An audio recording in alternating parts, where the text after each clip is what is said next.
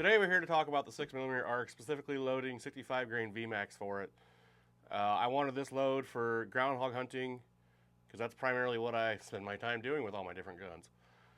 The reason we decided on a 6 arc was because my wife was building points for pronghorn out west and deer, and we really wanted a smaller caliber for her to shoot that was more comfortable. She has a 270 Tikka, and it's too much recoil for her. We looked at multiple calibers, and 6 arc was kind of the thing at the time, probably 3 or 4 years ago. When we decided on it, we wanted a bolt action, but we just couldn't resist the temptation of this upper that was available and went ahead and purchased it. When we first got the gun together, we tried all 3 of Hornady's initial loadings. We tried the 108 grain ELD match, the 105 grain Hornady black hollow point boat tail, and the 103 grain ELD X's, which is the Precision Hunter. The Extreme Hunter was the most expensive and it had the worst groups by far. The black shot really pretty decent and just over an MOA, and the match also shot just over an MOA. And when we bought this gun, it was hard to find ammunition for it and it was expensive. In October of 2023, my wife took this rifle on her Wyoming antelope hunt as a backup rifle. We didn't use it. We did sight it in at camp and shoot a box or so of ammo through it. We used Hornady match ammo, the 108 grain ELDMs. She shot it wonderfully. It performed flawlessly for her. She had just picked up a Weatherby Vanguard compact and 6.5 Creedmoor, and that was the gun she chose to use because she liked bolt actions and they're simple for her to use under pressure. So we never used this gun in the field, but it was there on the hunt with us just in case. Following my wife's antelope hunt, I decided I wanted to load the 65 grain V-Max bullets for this gun. And I started working on that load through the winter and into the spring, and I wasn't done with it till summer of 24. So I had certain parameters when I developed this load. I wanted a bullet that would go over 3,000 feet per second and that was very available. That pretty much left me with Hornady and the 65 grain V-Max. And the reason I went with Hornady is while I was developing this, it was over the pandemic and things were very unavailable. Nosler bullets are still really hard to get a hold of. They've doubled in price and they're just not getting the output. So that's why I've gone with Hornady. Sierra are also a step up in price. I don't really see any downside to using V-Max on groundhogs. I've had great performance with them in the past. So the second parameter with the load was a temperature stable powder. I wanted a load that was stable no matter the temperature. I consulted the Hornady manual, and I really believe that IMR 8208 XBR would be the powder I wanted. I loaded that up, fired some pressure tests, all was good, loaded a string of different charges, and I had really poor ES and SDs. I wanted really good extreme spreads and standard deviations, and I just couldn't get them. So I moved on to H4895. Did the same testing over again with the new data, and I had a similar result. I just wasn't happy with the ES and SDs. They were all higher than I had hoped. The manual didn't list any other powders that were temperature stable, so I kind of looked around a little bit for what I could find. What I came up with was I looked at my 6.5 Grendel loads. They were made with AR comp, and they had really good ES and SDs. I looked high and low for load data for the 6 ARC with AR comp, couldn't find any. So I consulted Gordon's reloading tool, and I found a video on Rob's reloading where he used essentially the exact same combination. He was, however, loading for a bolt gun, and I'm loading for a gas gun. That gives me a somewhat reduced charge for what he was using. Another hitch in my development was I was waiting on brass. As soon as Starline announced 6 ARC brass, I ordered 1,000 pieces, and it took me a few months to receive them.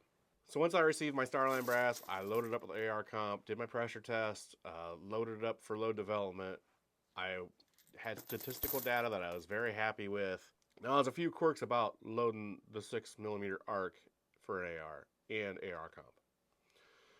First, the pressure threshold is only 52,000 psi for an AR, and that's due to the fact that material is removed from the bolt face to accommodate a larger diameter case head in a bolt designed for the 5.56 NATO. Essentially, the 6mm ARC was designed for an AR, but an AR was not designed for a 6mm arc, and that does reduce the strength of the bolt head.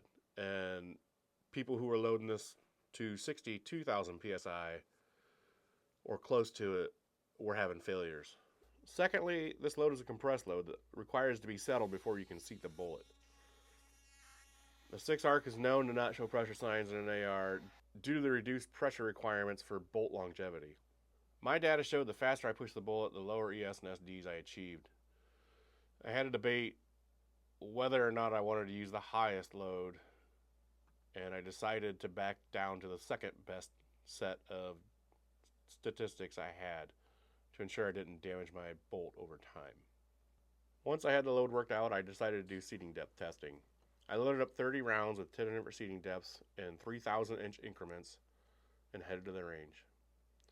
I fired the rounds and had definitive results. So how does this load perform? Well, the average velocity is 3,170. It holds a 3/4 inch group at 100 yards.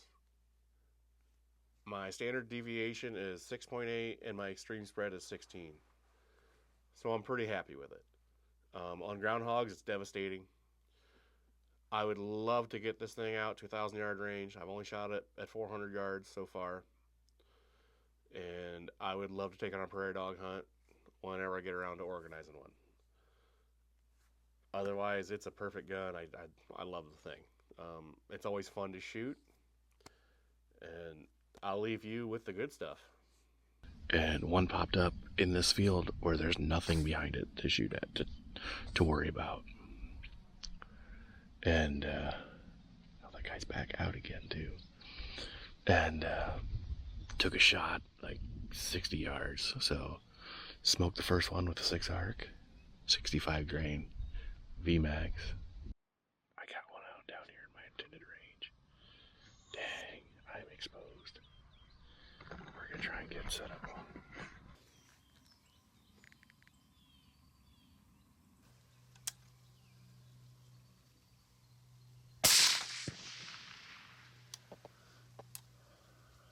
Alright, splash 2, buddy. Well, it is now 11:30 and I've killed 2 since I've been here. Didn't get this first one on camera. He's right here. Good deal. Let's see what kind of damage we got. I mean, you know, I think 22 calibers and higher velocities make bigger holes than that. That's nothing massive. I mean, my super short made bigger holes than that. So I'm only shooting 10 grain more bullet, but I'm shooting right at 3,000 feet per second. But this gun puts like one whole groups on paper. It's a shooter for sure. So it's a CMMG upper. We just walked up to this one. This is number 23. The flies have found him in force. This one looks a bit more gruesome. I'll show you from this angle. It's not too bad. It's a young one.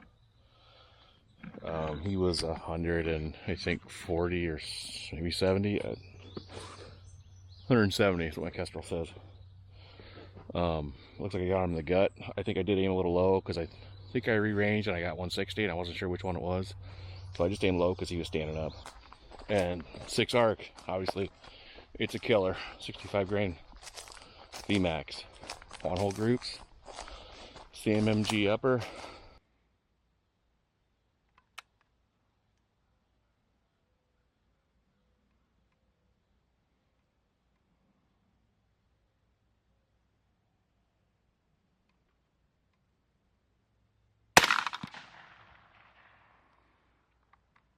Well, I'm just walking back. It's 7:30. This guy was out, and I'm in the shade. He was in the sun. He couldn't see me. He thought he saw something, but he went back to feeding, and he gave me time to set up 2 tripods, a DSLR with a big lens, and a rifle, and get a shot on him at 122 yards. He just couldn't see. The sun was blinding him, but smoked him with a 6 arc. That's 3 for the day. I believe that's number 24 on the season, so we're going to move up here a little further and get set up where I want to be, and see if we can get a couple more down tonight.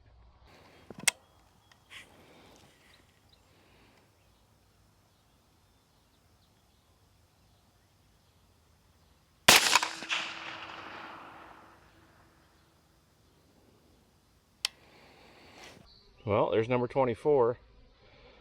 Small entrance, small exit right in the head. He didn't give me much to aim at. Knew the gun was right on.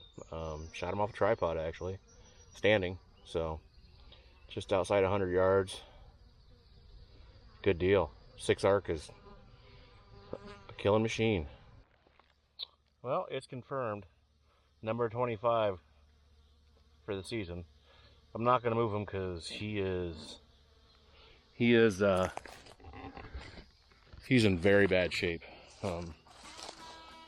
That one hit him in a very he hit him in the stomach, basically. It's a very grotesque scene. So we're just gonna leave him there. Buzzards are already on the first one I shot over here this morning, so that was number 25 for the season. So that makes me happy. 6 arc is on now, that's for sure. 65 grain V-Max doing the trick.